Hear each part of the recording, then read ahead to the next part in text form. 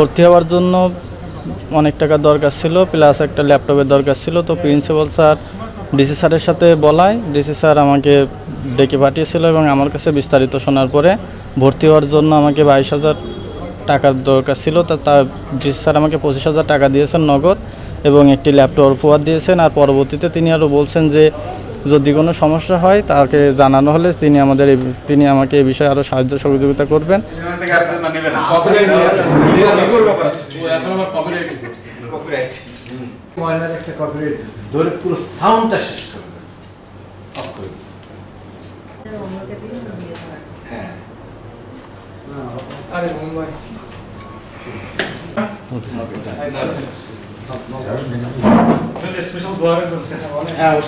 বিভিন্ন সূত্রে জানতে পারলাম যে তার ভর্তি হওয়ার মতো টাকা বা অর্থটাও নেই, ঢাকায় যাবে কিভাবে, মানে টাকার অভাবে সে তার ভর্তিটাই এক পর্যায়ে মানে অনিশ্চিত ছিল।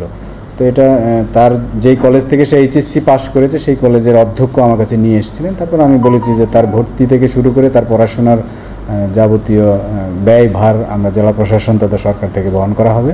তো আজকে তাকে ভর্তির জন্য কিছু নগদ অর্থ এবং যেহেতু বুয়েটে পড়বে তার একটি ল্যাপটপ অবশ্যই আবশ্যকীয় পণ্য প্রয়োজন, এই জন্য একটি ল্যাপটপ এবং কিছু নগদ টাকা দিলাম সে যাতে ভর্তি হতে পারে। পরবর্তীতে তার যখনই আর্থিক প্রয়োজন হবে আমার কাছে আসলে জেলা প্রশাসন থেকে সেটা আমরা নির্বাহ করব। বুয়েটে আমি চান্স পেয়েছি, আমার স্বপ্ন পূর্ণ হয়েছে, আমি অনেক বেশি খুশি।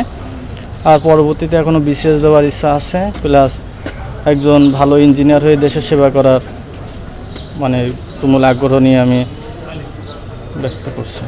তো মানে পরিবারটা কি একটু বলতে? আমার পরিবারে 6 ভাই বোন, তার ভিতরে 5জন বোন আছে আর আমি একা ভাই। আর আমার আব্বু হলো কৃষক, তিনি কৃষি কাজ করে।